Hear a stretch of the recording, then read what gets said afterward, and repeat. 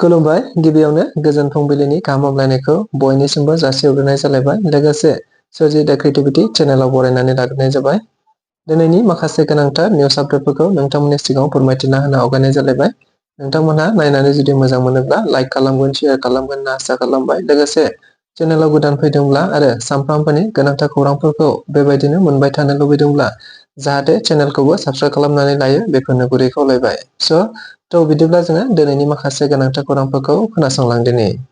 क'क्राझार हान्थामेला बिफान, क'क्राझार डिस्कभारि क्लाब आरो क'क्राझार नडेल एनजिअ'नि बानजायनायाव मैया क'क्राझार सोहोराव सिटबेल्ट खायै, हेलमेट गानै सुबुंफोरखौ आयेननि फाइननि बेरेखायै फांफा बिफां फुलि आरो बिहु गामसाखौ होनानै बरायनायखौ नुनो मोननाय जादों। मख'नो गोनांदि दायो रड सेफटि सप्ता हाबाफारि सोलिगासिनो दङ। बेखौ नोजोर बोनानैनो मैया क'क्राझार हान्थामेला बिफान आरो क'क्राझार डिस्कभारि क्लाब नडेल एनजिअ'नि बानजायनायाव क'क्राझार सोहोराव फैनाय साफ्रोमबो जायफोरा आयेन मानियालासेनो आयेन बेरेखायै हेलमेट गानै आरो गारि सालायनाय सालायगिरिफोरा सिटबेल्ट खालामै बिथांमोननो बे बिफां फुलि, बिहु गामसा आरो बिबारनि थफाखौ राननानै होनायखौ नुनो मोननाय जादों। जायनि गेजेरजों सुबुंफोरखौ सांग्रांथि होनाय जादों दि बेबायदि खालामनानै गावबा गावनि जिउखौ रैखाथि होनो थाखाय बे सांग्रांथि हाबाफारिखौ लादों होनना मिथिहोनाय जादों। लोगोसेनो बिथांमोनहा मिथिहोबावनाय बायदिब्ला बिफां फुलिखौ न'आव जेरैखि जाया गायहैनांगौ आरो बिथांमोनहा गासैबो एड्रेसखौ लाखिदों आरो बेनि उनाव दान मोनसेनि उनाव बिफां फुलिखौ गायदोंना गायाखै थांनानै नायगोन आरो नायनानै जुदि बिफां फुलिखौ गायनाय नुहैयाखैब्ला थारैनो फाइनखौ बै खालिनो दाननाय जागोन होननानै बिथांमोना खौरां बिजोंफोरनि गेजेरजों मिथिहोदों आरो बे हाबाफारिखौ गुबैयै सुबुंफोरखौ सांग्रांथि होनो थाखायनो लानाय जादों होननाबो मिथिहोबावदों क'क्राझार हान्थामेला बिफाननि मानगोनां अदेबानि DTO बिथाङा। थारैनो जों बयबो समाजारि बिजोंनि गेजेरजों मिथिनो मोनखादों जायखौ कनजिता बर' होननानै जोङो समाजारि बिजोंनि गेजेरजों बयबो नुदों। मिथिनो मोननाय बायदिब्ला एबा समाजारि बिजोङाव जों बयबो नुनो मोनदों जे कनजिता बर' बिथाङा थांनाय माखासे सान सिगांनिफ्रायनो गावनि फेसबुक पेजनि गेजेरजों माखासे आरजाथावै अदेबानि समाजाव गनायजाथावै माखासे भिडिअ खालामबोबाय थादोंमोन। जायखौ नोजोर बोनानैनो गोबां सोद्रोमा साननो हनो गोरोंफोरनि मेगनाव गोग्लैनायजों लोगोसे कनजिता बर'खौ रायजोनि गामिनि रायजो राजा आरो माखासे आफाद दोलोफोरा बुजाय आजाय खालामनानै बिथांखौ दायो मोजां थासारियाव लाबोनो हाबाय होननानै मिथिनो मोननाय जादों। जायनि गेजेरजोंनो बिथाङा समाजारि बिजोंनि गेजेरजों गावनि बेफोरबायदि भिडिअ बानायनायनि थाखाय रायजो राजाफोरनि गेजेराव निमाहा बिनायखौबो नुनो मोनदों। थिग बेबायदिनो माखासे गोबांथार समाजारि बेरेखा अदेबानि समाजाव गनायजाथावै आखुनि माखासे भिडिअ बानायग्रा आइजोफोर दंबावो। जायखौ नोजोर बोनानैनो दायो समाजारि बिजोङाव गोबांथार सुबुंफोरानो बिसोरखौबो निमाहा बिनांगौ होननानै बुंनायखौ नोजोर बोनानैनो गोबां सासे सानै जायफोरा गाज्रि भिडिअ बानायग्रा बिथांमोनाबो गावबा गावनो फेसबुक पेजनि गेजेरजों निमाहा बिफैदों होननानैबो मिथिनो मोनदों। जायखौ जोङो नैबे भिडिअनि गेजेरजों नुनो मोननाय जादों। बिथांमोनहाबो गावबा गावनि फेसबुक पेजनि गेजेरजों गोबांथार गाज्रि भिडिअ अदेबानि समाजाव गनायजाथावै भिडिअफोर बानायनानै हगारबोदोंमोन। जायनि थाखाय रायजो राजाफोरनि खावलायनाय लेखायैनो बिथांमोनहाबो दायो गावबा गावखौ निमाहा बिबाय होनना मिथिनो मोननाय जादों। लोगोसेनो गोबांथार दंबावोब्लाबो गासैखौबो फारि फारि बयबो निमाहा बिलांनो थाखाय रायजो राजाफोरा फिन फेसबुक पेजफोरनि गेजेरजों आरो समाजारि बिजोंफोरनि गेजेरजों खावलायहरबावनायखौ नुनो मोननाय जादों। जायफोर सुबुंफोरा भिजन डकुमेन्टनि सायाव हेंथा खालामदों एबा भिजन डकुमेन्टखौ लानानै हेंथा फोसावदों बिथांमोननि सायाव थारैनो बिटिआरनि गाहाय मावफुं सोद्रोमा प्रमद बर' बिथाङा बुंथिनानै होदों दि थारैनो हेंथा खालामग्रा सुबुंफोरा समाजनि जाथिनि आरो रायजो राजाफोरनि थाखाय जेबो नोजोर गैया आरो जेबो मोजां थांखि गैया। बेनिखायनो बिथांमोनहा बुंनो हादों आरो बिथांमोनहा बेबायदि बुंनो हानायनि गुदियावनो जादों बिथांमोनहा गावबा गावनि लाब लाबनि थाखायल' राजखान्थि खालामनो होफैदों।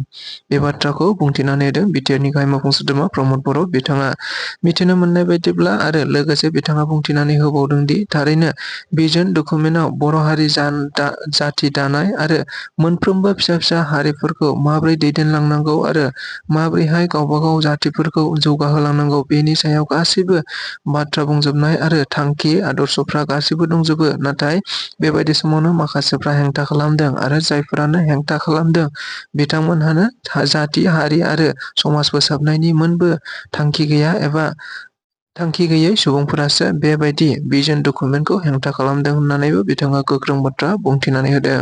क'क्राझार सहरनि प्रगति भवनाव मैया गेदेमा रुंसारि रुपनाथ ब्रह्म बिथांनि थैनाय सानखौ गाजा गोमजायै फालिनायखौ नुनो मोननाय जादों। मख'नो गोनांदि बे सानखौ गुबैयै रुपनाथ ब्रह्म ट्रास्टनि दैदेनगिरिफोरा फालिदोंमोन होनना मिथिनो मोननाय जादों, जेराव गोबांथार थुनलाइगिरि बिथांमोनहाबो बाहागो लाफैदों आरो क'क्राझार ओनसोलनि गासैबो गेदेमा सुबुंफोर आरो गागि सुबुंमोनहानो बाहागो लादोंमोन होनना मिथिनो मोननाय जादों। मख'नो गोनांदि रुपनाथ ब्रह्म अदेबानि गेदेमा बारग' दैदेनगिरि बिथाङा थांनाय 1968 इं मायथाइनि 23 जानुवारि खालि रुंसारि जालांदोंमोन आरो बर' हारिजों लोगोसे आसामाव ट्राइबेल हारिफोरनि थाखाय गोबांथार बिहोमा होलांदोंमोन, जाय बिथांनि गोसोखांथियाव मैया बे हाबाफारिखौ लानाय जादोंमोन होनना मिथिनो मोननाय जादों। मख'नो गोनांदि बे हाबाफारियावनो गुबैयै नुजाथिनानै रुपनाथ ब्रह्म गेदेमानि मुसुखायाव बिबार बावो रुपनाथ ब्रह्म ट्रास्टनि गासै दैदेनगिरिफोर आरो क'क्राझार मिउनिसिपेल बर्डनि मासिगिरि प्रतिभा ब्रह्म बिथांमोनहा। गासै भारतनाङैनो 128थि नेताजी सुभाष चन्द्र बसनि जोनोम सानखौ फालिनायखौ नुनो मोननाय जादोंमोन। थिग बेबायदिनो बेखौ नोजोर बोनानैनो मैयाबो गसाइगावआव अल आसाम बेंगलि स्टुडेन्ट इयुथ फेडारेशननि बानजायनायाव बे हाबाफारिखौ अदेबानि नेताजी सुभाष चन्द्र बसनि 128थि जोनोम सान फालिनायखौ नुनो मोननाय जादों।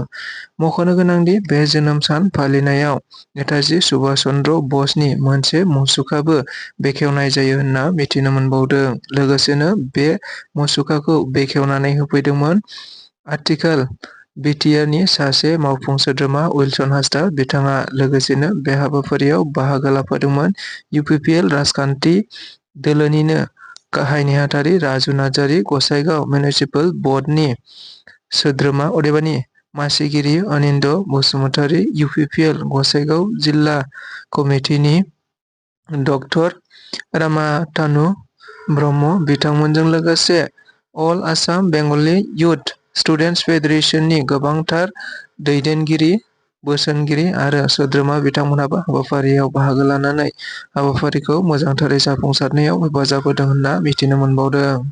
फैबाय थानाय 2025 मायथाइयाव जानो गोनां BTC बिसायख'थियाव थारैनो सोर देरहामारगोन आरो सोर देरहानानै BTC सरकारखौ दागोन?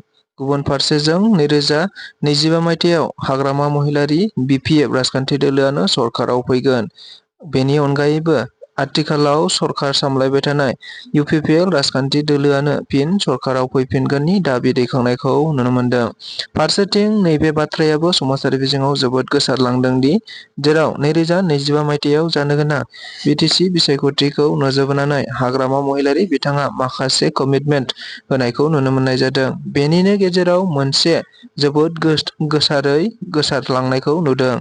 बेनो जाबाय हाग्रामा महिलारि बिथाङा 2025 मायथाइयाव जुदि BTC सरकाराव फैयोब्ला BTCनि साब सेक्रेटारियेट मोनसे उदालगुरियाव गायसननाय जागोन होननानै बुंनाय बाथ्राया। थारैनो हाग्रामा महिलारि बिथाङा सरकाराव फैफिनोब्ला BTCनि साब सेक्रेटारियेटखौ उदालगुरियाव मोनसे गायसनबावगोना गोबाङा सोंथि। आरो गुबुन फारसेथिं आथिखालाव इउपिपिएल राजखान्थि दोलो अदेबानि प्रमद बर' दैदेननाय इउपिपिएल राजखान्थि दोलोआबो दायो सरकाराव फैफिननो थाखाय गोबांथार नारा नाथा जुजिदों होनना मिथिनो मोननाय जादों। जायखौ नोजोर बोनानै दायो रायजो राजाफ्राबो होंगो दोंगो जालायबाय थानायखौ मिथिनो मोननाय जादों। थारैनो बबे मोनसे राजखान्थि दोलोआ सरकाराव फैमारगोन? बाथि बिटिआर गोजोन गोरोबथानि गायसनथाइ सानखौ फालिनो थाखाय दुलाराय बर' फरायसा आफादा दायो साखाफारा जाबाय थानायखौ नुनो मोननाय जादों। मख'नो गोनांदि देग्लायनि बाथि बिटिआर गोजोन गोरोबथा साननि हाबाफारिखौ दुलाराय बर' फरायसा आफादा गुबैयै चिरां जिल्लानि सिङाव थानाय खासिकत्रा गोजौसिन गेजेरारि फरायसालिनि गेलेग्रा फोथाराव गाहामै खुंफुंनो थाखाय थि खालामनाय जादों होनना मिथिदों।